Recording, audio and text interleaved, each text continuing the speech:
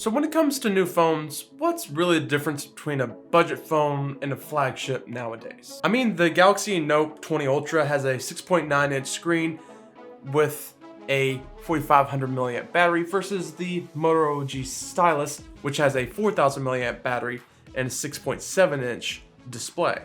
Both are big, both have great battery life, but this one costs just $300 versus the Galaxy Note 20 Ultra costing $1,200. Apparently, one of the first things people mention is the camera, which is honestly a really good point. If you look at the majority of budget phones, especially ones from just a year ago, the camera is trash. There's obviously the iPhone SE and the Pixel 4a, which are great, but are in the high-end $400. However, for the $200 to $300 category, what you tend to get is a ton of cameras instead. So for the Motorola G Stylo, it has 4 rear cameras, a 48 megapixel wide, 8 megapixels ultra wide, 2 megapixels macro, and a 2 megapixel depth sensor. The main sensor is pretty solid. It feels a generation or two behind in quality, but perfectly serviceable with a tendency to look a little too sharp in the viewfinder. While the other cameras are way more compromised, they are handy to have for their specific scenarios. For front-facing cameras, this one's actually surprisingly good. It's 16 megapixels, and honestly, its quality is better than the one I have on my Samsung Z Flip. And there is a low light mode, but it doesn't automatically turn on, and the delay on pressing the camera shutter button is just a little bit too long that I'm comfortable with in most scenarios. Overall, using the Motorola G Stylus is a very normal experience. Moving between apps is perfectly normal. I mean, it only has a 60 Hz screen, so it's not as smooth as the Samsung has, but despite only having a Qualcomm Snapdragon 678 and 4 gigabytes of RAM, that seems plenty enough for most people, and just doesn't have any major hiccups while using it. For the Motorola, you also get an SD card slot and 128 gigabytes of storage standard. The worst part of it is that you only get 4 gigabytes of RAM, which is noticeable when you're using a lot of apps at the same time. You do actually get to feel the performance slow down after a while. Okay, so fine, it works fine day to day. What about the screen then? Again, it's not bad. Despite being only 60 Hz and an LCD IPS display, which isn't the best, the colors look really good and it gets plenty bright. But being only HD at this size, it does look ever so little grainy. But what really sucks is this weird vignetting around the bezel and the hole punch camera. It just seems not refined and like a reverse version of light bleed coming in. Touch response is okay, but the haptics on this are just flush, fat, and vague, and it's just not that amazing of an experience. But I've seen much worse, and even from a lot more expensive phones just can't do touch response like this thing can. So a bit of a mute point, but it's not great, it's not bad. Well then, the last thing must be the build quality, right? That's one of the major things. And for the $200, $300, maybe $400 categories of phones, I have nothing to say about them besides they look very generic. This whole thing looks like some sort of knockoff S20, which isn't a bad thing, but it doesn't look special at all, and it's not really that recognizable.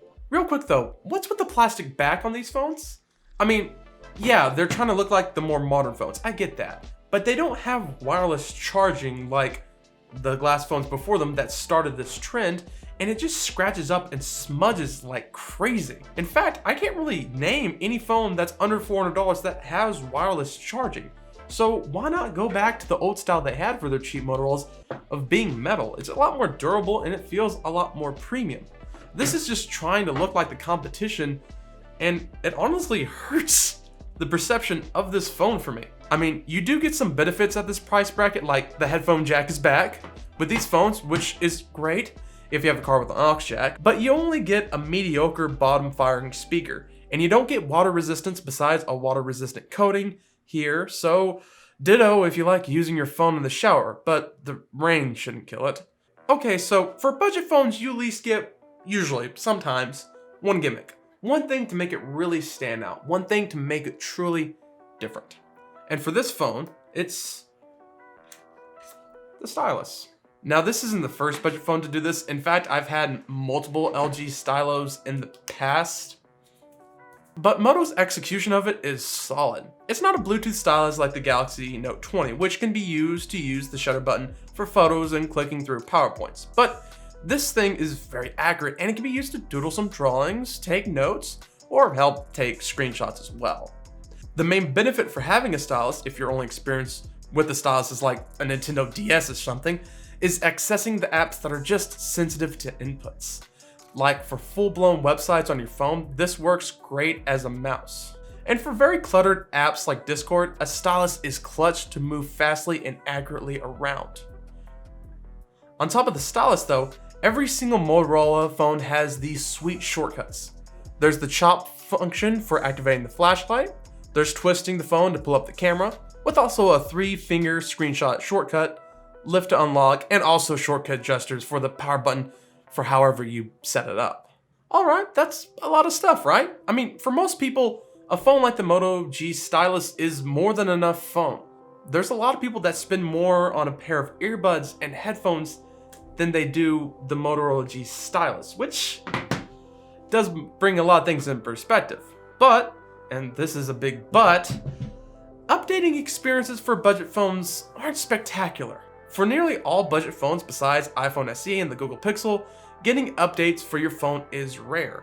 This launched only a month ago and it's still on Android 10. They do promise to have Android 11 on this thing, and Motorola does promise at least 2 major Android updates. But they're not that fast on the updates. You will get them, but not too much in a timely manner, I'd say. However, for this category, that is still really good. Most I wouldn't expect to get any updates at all. Anyways, this phone is super solid, and it's harder and harder to justify spending $1,000 or more on a phone. So as long as wireless charging, for example, isn't a must-have on your list, I think looking at budget phones is a serious consideration, especially the Moto line. They do very well. Anyways, thank you so much for watching the video. If you liked the video, please like it, share it, and please subscribe to the channel if you want. I have a lot more coming up, and I have a lot more phone videos coming up specifically. See you next time.